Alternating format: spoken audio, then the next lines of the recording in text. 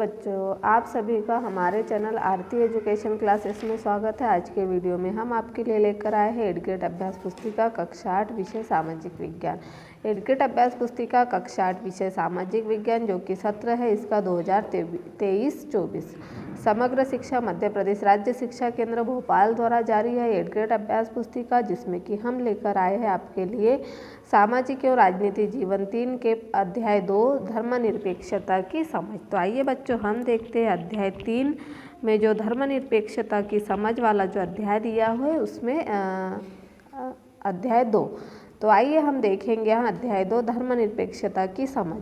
धर्मनिरपेक्षता से क्या आशय है? भारतीय राज्य ने धर्म और राज्य की शक्ति को एक दूसरे से अलग रखने की रणनीति अपनाई है। धर्म को राज्य से अलग रखने की इसी अवधारणा को धर्मनिरपेक्षता कहा जाता है। फिर अगला है हमारा, धर्म को राज्य से अलग रखना महत्वपूर्ण क्यों है?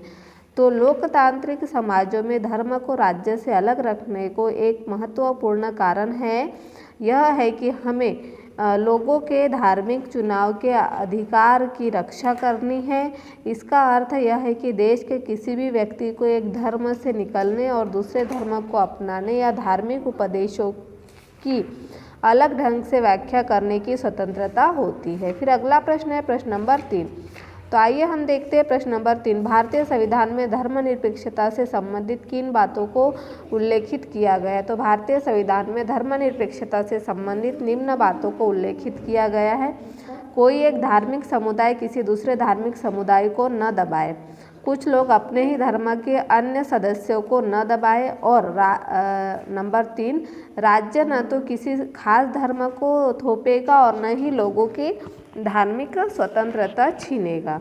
तो इस तरह से हमने प्रश्न 3 का उत्तर लिखा। अब हम प्रश्न 4 देखते हैं। भारतीय धर्मनिरपेक्षता और अमेरिकी धर्मनिरपेक्षता में क्या भिन्नता है?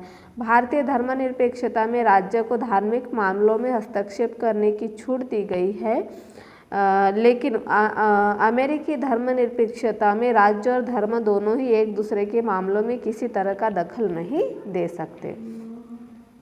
उसके बाद हमारा अगला प्रश्न है प्रश्न नंबर 5।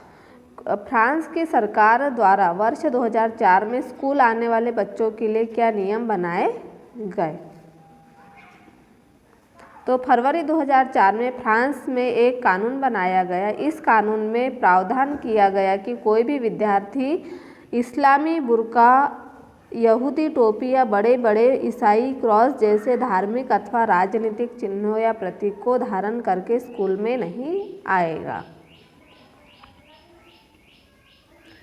इस तरह से हमने प्रश्न नंबर 5 का उत्तर यहाँ पर लिख दिया है।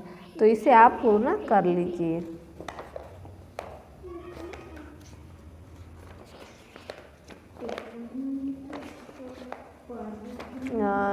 जैसे कि हमने यहाँ अध्याय 2 देखा धर्मनिरपेक्षता की समझ, इसे आप अपने अभ्यास पुस्तिका जो है उसमें पूर्ण कर लीजिए। और इस तरह से यदि आप हमारे चैनल पर नए हो तो हमारे चैनल को सब्सक्राइब ज़रूर कर लीजिए और बेल आइकन को प्रेस करना ना भूलिए, ताकि आपको हमारे आने वाले वीडियो के नोटिफिकेशन मिलते रहेंगे।